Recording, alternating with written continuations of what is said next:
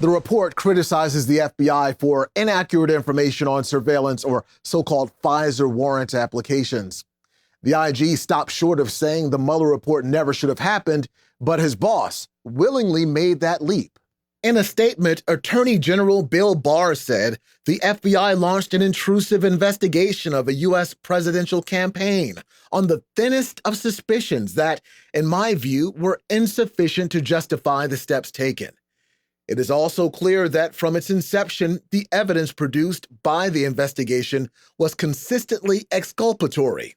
The FBI filed so-called FISA warrants to be able to electronically monitor Trump campaign aide Carter Page. The warrants were renewed 3 times, but the report says the FBI personnel fell far short of the requirement in FBI policy that they ensure that all factual statements in a FISA application are scrupulously accurate. There are a number of things in this report that, in my view, fall well short of the standard of conduct and performance that we and that I expect of all our employees, and we're going to be taking a number of corrective steps to address that. The report says officials learned new information between the time the applications for warrant renewals were submitted, such as the fact that the DNC and Hillary Clinton's campaign helped fund the infamous Steele dossier, chiefly used to obtain the warrants.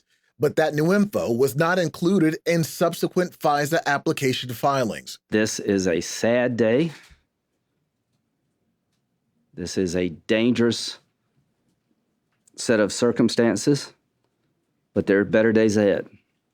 Mr. Horowitz has identified the problem.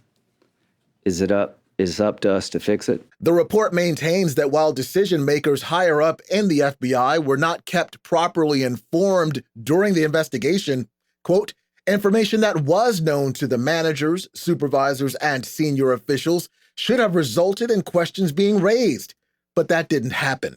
The report also said there was no evidence of political bias where the investigation was concerned, and that while there were issues, by and large, there was probable cause for launching the investigation. Well, I think if you're looking at this through either a Democrat or Republican lens, which most people on Capitol Hill are doing, as well as the president, there's not a clear win for either side. The investigations in this matter are still not over. There's one more being conducted right now by U.S. Attorney John Durham.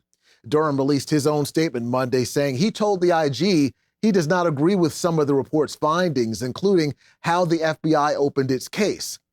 Unlike the IG's report, Durham's investigation could result in criminal charges. In Washington, Eric Phillips, CBS.